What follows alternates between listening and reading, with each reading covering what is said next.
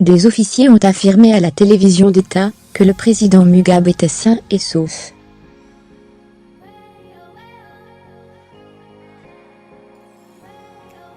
Ils ont en revanche déclaré viser des personnes de l'entourage du chef de l'État. Le Monde.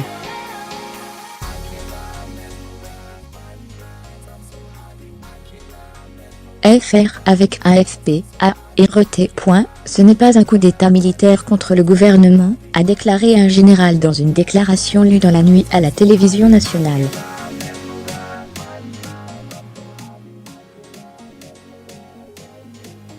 Nous assurons à la nation que son Excellence, le président Robert Mugabe, et sa famille sont sains et saufs, et que leur sécurité est garantie, a-t-il ajouté. Cette opération visant des criminels de l'entourage du chef de l'État.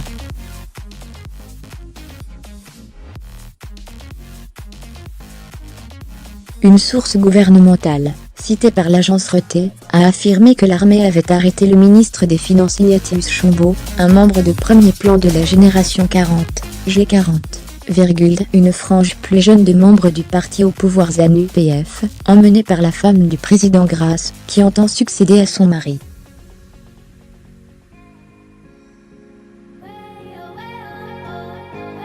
Des soldats zimbabwéens, ainsi que des véhicules blindés ont bloqué les routes menant aux principaux bureaux gouvernementaux, au Parlement et aux tribunaux dans le centre de Harare, a par ailleurs affirmé mercredi un témoin à l'agence RT.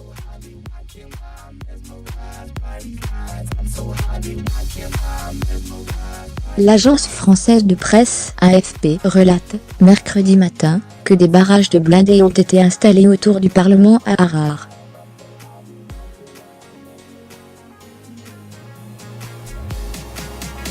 Peu après 2 heures du matin, nous avons entendu environ 30 à 40 coups de feu tirés pendant 3 à 4 minutes en provenance de la maison de M.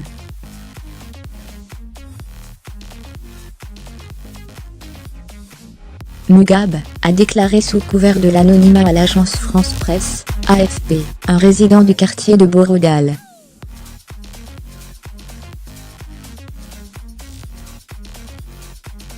Cette fusillade est intervenue au moment où un convoi de blindés était observé en mouvement près de la capitale du pays, nourrissant les rumeurs d'un coup d'État militaire en préparation contre le président, qui règne sans partage sur le Zimbabwe depuis son indépendance en 1980.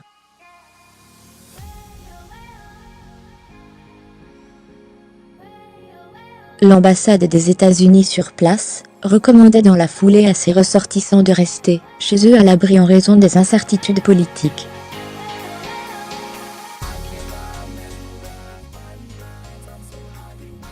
M. Mugabe, 93 ans, est engagé dans un bras de fer sans précédent avec le chef de l'armée qui a dénoncé, lundi, sa décision de limoger le vice-président du pays Emmerson Mnangagwa.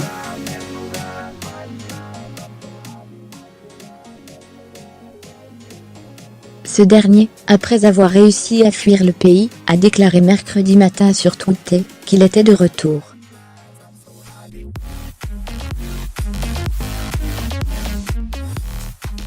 Lire aussi, l'heure est à la purge politique au Zimbabwe. Les tensions sont très vives dans le pays depuis la décision, la semaine dernière du chef de l'État de révoquer M.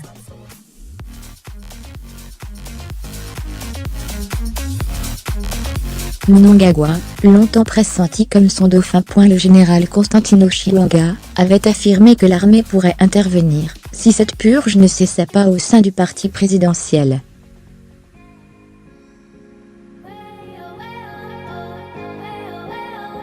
On voit très rarement des chars dans les rues. Normalement, ils se déplacent peu, a relevé auprès de l'AFP Durek Matisse-Zak, analyste à l'Institut des études sécuritaires, SIA Pretoria.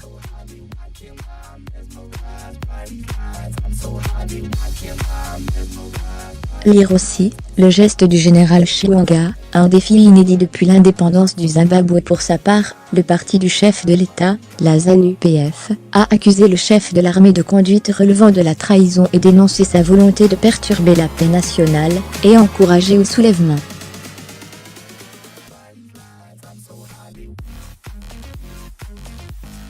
Mardi à Harare, les rumeurs allaient bon train sur une possible révocation par le président du général Constantino Chiwenga, qui est considéré comme un allié de M.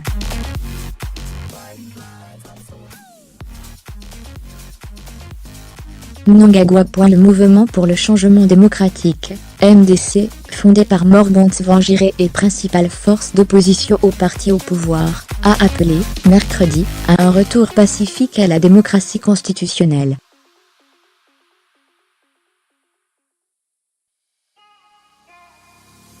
Dans son communiqué, le MDC dit aussi espérer que l'intervention militaire débouche sur l'établissement d'un État-nation stable, démocratique et progressiste.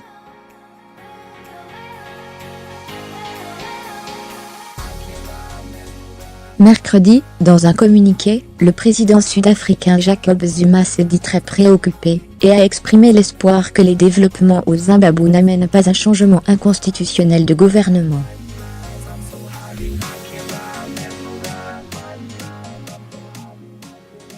Il a exhorté les autorités et l'armée du pays à résoudre amicalement l'impasse politique actuelle.